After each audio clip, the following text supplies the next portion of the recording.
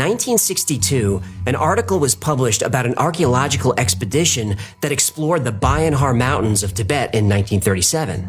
The team, led by archaeologist Chipu Te, discovered 716 granite discs engraved with characters that looked like hieroglyphics. Each disc was 9 inches in diameter and 1 inch thick, with a perfect 1-inch hole in the center. The stones were dated to more than 12,000 years ago, but they weren't the strangest thing found at the site. Not even close. The team discovered advanced star maps and the remains of unusual humanoids. The beings were small, with thin bodies and large heads. Aliens! Well, it took more than 20 years of trying, but the markings on the discs were finally translated. The discs told the story of a vessel that traveled to Earth from outer space. The inscriptions described a crash in the mountains of Tibet and what happened to the survivors of the crash. I knew it! The writing also gave the beings a name. They were called the Dropa. The Dropa came down from the clouds in their aircraft. Our men, women, and children hid in the caves 10 times before sunrise. When at last we understood the sign language of the Dropa, we realized that the newcomers had peaceful intentions. These findings were published in 1962 by Professor Sum Nui, but as could be expected, his peers didn't take it seriously. The story and the stones resurfaced 6 years later, but this time in Russia. Scientists discovered the granite used to make the stones contained extremely high amounts of cobalt and other heavy metals. These properties would have made the stones very hard to carve with primitive tools 12,000 years ago. The stones were tested with an oscillograph, a device used to read current and voltage. The results indicated the stones had once been electrically charged, or might have been electrical conductors. After these new discoveries, the stones disappeared again, until they turned up in the Banpo Museum in China. In 1974, Austrian engineer Ernst Wegner went to the museum to see the stones. Although the museum wouldn't give him any information about them, he was allowed to take photographs of the stones. That same year, a book was published called Sun Gods in Exile by David Agamon, and that book would prove everything. Sun Gods in Exile tells the story of Oxford professor Carl Robin Evans and his 1947 expedition into the Bayan Har Mountains. There he encountered living Dropa, where he learned their language and learned their history from their religious leader, Lurgan La. Lurgan La told him the Dropa came from a planet in the Sirius system, and they had come to Earth on an exploratory mission 12,000 years ago. Their ship crash-landed in the Himalayas and stranded the Dropa on Earth forever. The book was based on the journal of Dr. Carl Robin Evans, and that journal had pictures. This is Hui Pa La and Viz La, the rulers of the Dropa in 1947. The journal describes the Dropa as a small race, averaging 4'2" in height and only 60 pounds. They have large heads with large blue eyes. In 1994, German scientist Hartwig Hausdorff went to the Banpo Museum in China and asked to see the stones for himself. Well, he was told the stones were destroyed on official orders. When Hausdorff tried to look further into the Dropa tribe and their stones, the Chinese government said they had no record of any stones or a tribe known as the Dropa. As far as the Chinese government was concerned, the Dropa never existed. In the year 1900, off the coast of a small Greek island, a group of men were diving for sponges. During one dive at a depth of around 150 feet, they found something very unexpected. An ancient Roman shipwreck. The ship was full of ancient Greek artifacts dating back over 2,000 years. Coins, pottery, statues, and many other items were brought back to the surface. Among the wreckage was a heavily weathered block made of wood and calcified bronze. The block was taken to the museum with the rest of the artifacts, but it didn't really look like anything, so it was mostly ignored.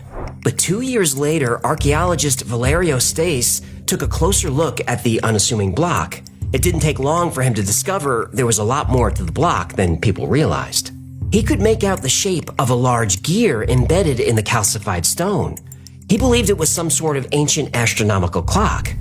Mainstream archaeologists dismissed the idea as prochronistic, meaning too advanced for the time period or the wreckage. The ship was underwater for 2,000 years. The type of technology needed to build an astronomical clock just didn't exist yet. In fact, gears of this quality wouldn't be invented until the 14th century, about 1,700 years later. Mainstream scientists said the object must have found its way onto the ship at a much later time, and therefore wasn't all that special or important. So the object was placed on a shelf in a dark back room of a museum, and that's where it stayed, completely ignored for 50 years. But in 1951, Yale professor Derek J. DeSola Price was researching ancient clocks. He heard about a mysterious object discovered off the coast of a small Greek island called Antikythera. Price looked into the artifact, but his findings didn't impress his colleagues. But he would continue researching the device for the next 23 years. Then in 1974, with the help of a nuclear physicist, Price used X-ray and gamma-ray imaging to examine 82 pieces of the rock. This imaging revealed an assortment of bronze gears of various sizes, all connected to a central crank. As the gears spun, they would move hands on the object's face, like the hands of a clock. But this device wasn't designed to tell you what time it was. It was designed to do much, much more. Nothing like this instrument is preserved elsewhere. Nothing comparable to it is known from any ancient scientific text or literary allusion. It is a bit frightening to know that just before the fall of their great civilization, the ancient Greeks had come so close to our age, not only in their thought, but also in their scientific technology. By 2009, scientists had gathered enough scans and images to reconstruct what the Antikythera mechanism had looked like. It had 30 gears intricately designed and expertly crafted. The gears drove dials and hands on the front and back of the device. Despite all this information, they still didn't know precisely what it did. While the world waited for more information on this mysterious device, that opened the door to a lot of theories. I love theories. I know you do. One theory said the device was a piece of technology taken from Atlantis. No culture on Earth at the time had this level of technology. If the mechanism was something powerful or important, it would make sense that Atlantean survivors would want to keep it safe. I have to hide it from the Lemurians. Right. Some people believe the mechanism was so advanced it was proof of a creator, like scaffolding left around a building after construction was completed. Another theory was that it was left behind by aliens, either accidentally or as a gift. Alien technology would explain how it ended up in the 1st century BC.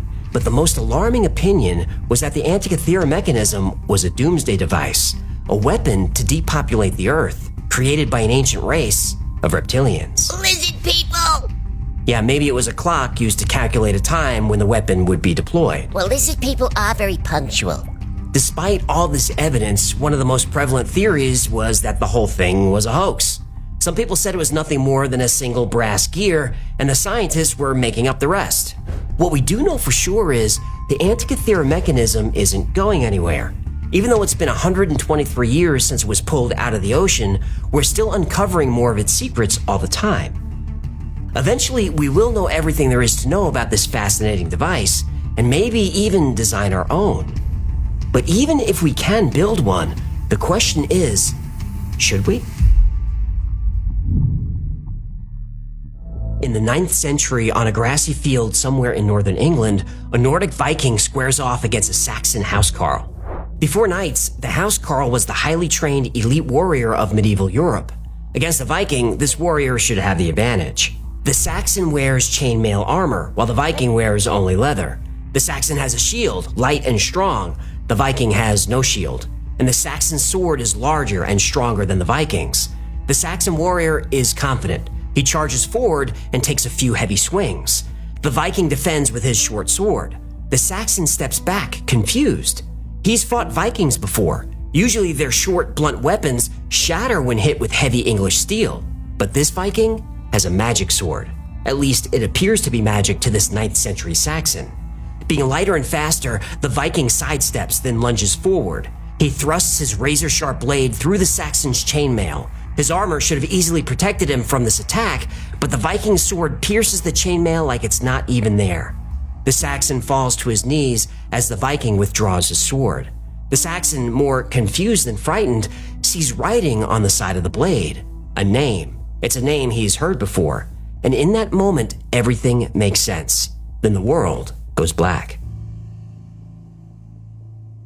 This blade and others like it were virtually indestructible and unbeatable in battle. They weren't elaborate swords gilded with gold or jewels. They were pretty ordinary looking. but they were easy to identify as they all shared the same inscription, Ulfbert. Created using a process that would remain unknown for centuries, the Ulfbert was a revolutionary high-tech tool. There were only 170 of these swords left in existence, all forged sometime between 800 and 1000 AD. Though Ulfbert swords are usually associated with Vikings, it's actually a word of Frankish origin. It was most likely the name of the swordsmith who created the blades. Now, the process of making a sword in the 11th century wasn't an easy one. In order for iron to be used as a weapon, it had to be forged into steel. So iron was mined and smelted in a furnace with charcoal, which is mostly carbon. Iron itself is too soft to be used as a sword. The blade would bend and chip and lose its edge too quickly to be useful. The carbon hardens the iron, so it keeps its shape and sharp edge for longer. But add too much carbon, the metal becomes brittle. It took a skilled and talented smith to get the mixture just right. Now, once hot enough, the iron forms a gooey, spongy mass called a bloom. And after the bloom is removed from the heat, it's hammered over and over again to remove impurities known as slag. Slag is typically trace amounts of silicon, manganese, sulfur, and other elements. Blacksmiths would heat and hammer the metal over and over again to separate as much slag from the iron as possible. And because of the limited technology of the time, the impurity of the steel was still pretty high, and the amount of carbon they were able to get into the metal was pretty low. Even the best medieval steel is primitive to even the lowest quality steel that we produce today. Except for Ulfbert steel. Experts have said that an Ulfbert sword would have been like a lightsaber in medieval Europe, and that's not that much of an exaggeration. Ulfbert swords were centuries ahead of the competition. They were superior to all others in sharpness, in strength, flexibility. Ulfbert steel was also very lightweight. This was a huge and unfair advantage in combat. The sword could withstand an enemy's blow without breaking, a common fear among warriors. In a time when fighters wore coats of chainmail, an Ulfbert sword could cut through this defense more effectively than other swords. Modern scientists have examined Ulfbert blades to try to find out what made them so special. Now, first they found that almost all impurities were removed from the steel. Ulfbert blades also had a carbon content 3 times higher than other swords from the same period.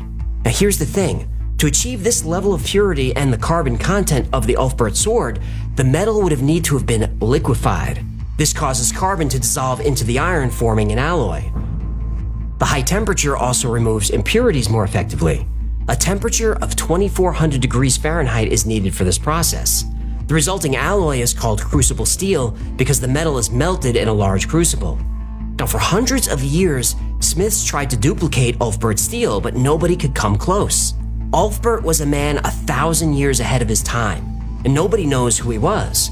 But many people still wonder, what else did he know?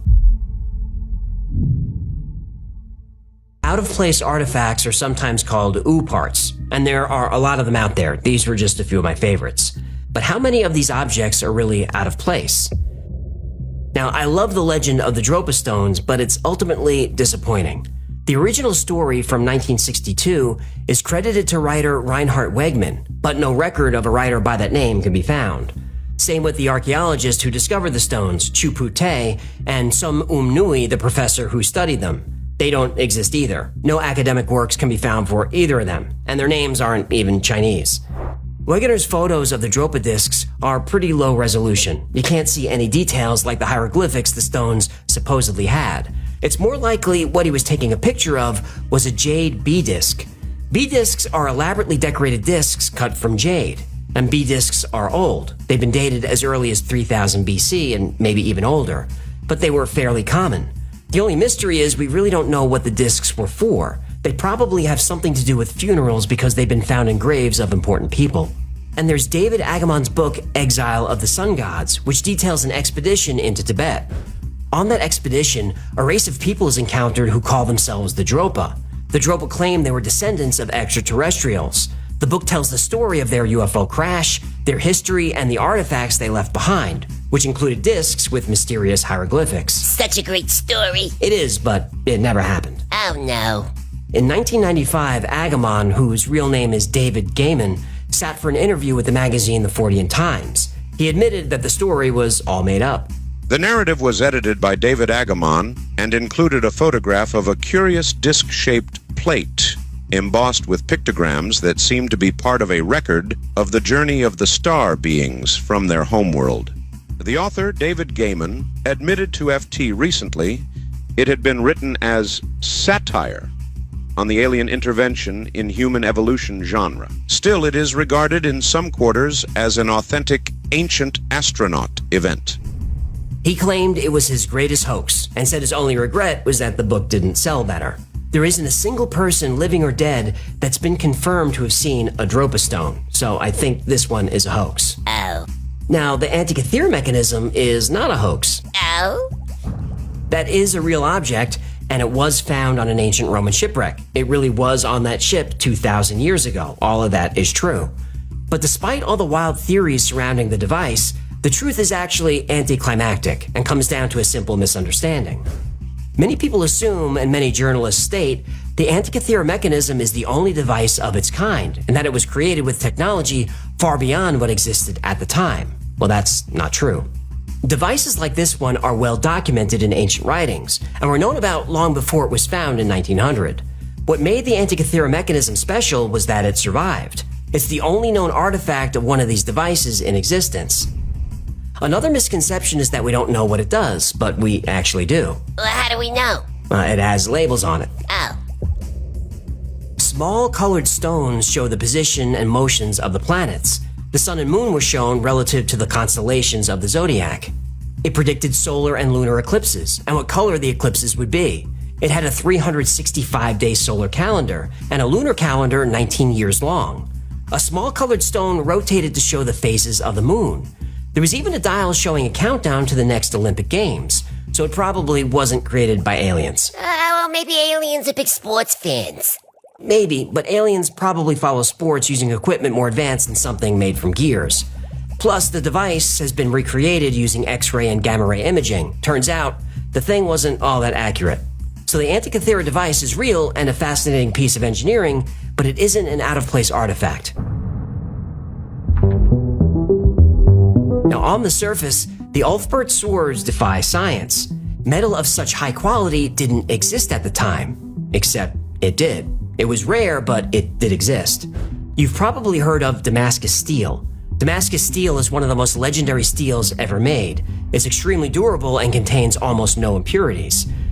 The traditional method of producing Damascus steel has actually been lost to history, but experts believe the process involves layering iron and steel or multiple types of steel. The metals are then forged together by repeated folding and welding. This process may be repeated many times to create hundreds or even thousands of layers. This is what creates the unique patterns that Damascus steel is known for. Damascus steel was of quality equal to, and probably even better than the Ulfbert swords. And Damascus blades were around 1,000 years earlier. They just didn't become widely known until many years later. But nobody in Europe was producing steel like this until Ulfbert. Ulfbert swords were extremely rare and extremely expensive. An average soldier wouldn't have used one of these and probably never even saw one. They were so expensive, not just because of their quality, they were forged with raw materials not found in Europe. Most likely steel ingots from Asia were brought by merchants to the Rhineland, which is now Germany. After being forged in the Rhineland, they were most likely shipped north to Scandinavia. Many still believe such advanced blades would have been impossible to create with medieval technology, but modern blacksmiths have been able to replicate the process. It's not easy to do, but it is possible. Ulfbert was, during his time, one of the most talented weapons makers in the world. Though nobody knows who he is, 1,000 years later, people still know his name. The Oklo reactor legend is partly true and partly false. First, chemist Glenn Seaborg never said it had to be man-made. He did say for it to be naturally occurring, the conditions would have to be perfect. People then took that as a claim and ran with it. In order for a chain reaction to occur, the amount of U-235 would need to be at critical mass, around 3 to 5%. Now, the current amount found in natural uranium is 0.7%. This isn't enough for fission to occur. But 1.8 billion years ago, the percentage of U-235 would have been much higher, enough to start a nuclear chain reaction. The likelihood of water being pure enough is slim, but not impossible. There's chemical evidence that a nuclear reaction did occur. Most articles and videos about the Oklo reactor describe it as a nuclear explosion like an atomic bomb, but that's not what happened. The uranium did undergo natural fission, but it was a slow burn that happened over 500,000 years. That's not as dramatic as a mushroom cloud, but it's pretty close to how modern nuclear reactors work. And that brings up an interesting point. In the distant future, all evidence of the human race will be completely gone. If a cataclysm wiped out the human race tomorrow, it would take just a few years for nature to reclaim urban areas. In a few thousand years, all cities are buried. In 100,000 years, all human remains are fossilized. In 1,000,000 years, all evidence of the human race will have mineralized. Even styrofoam and plastic turns to stone and crumbles.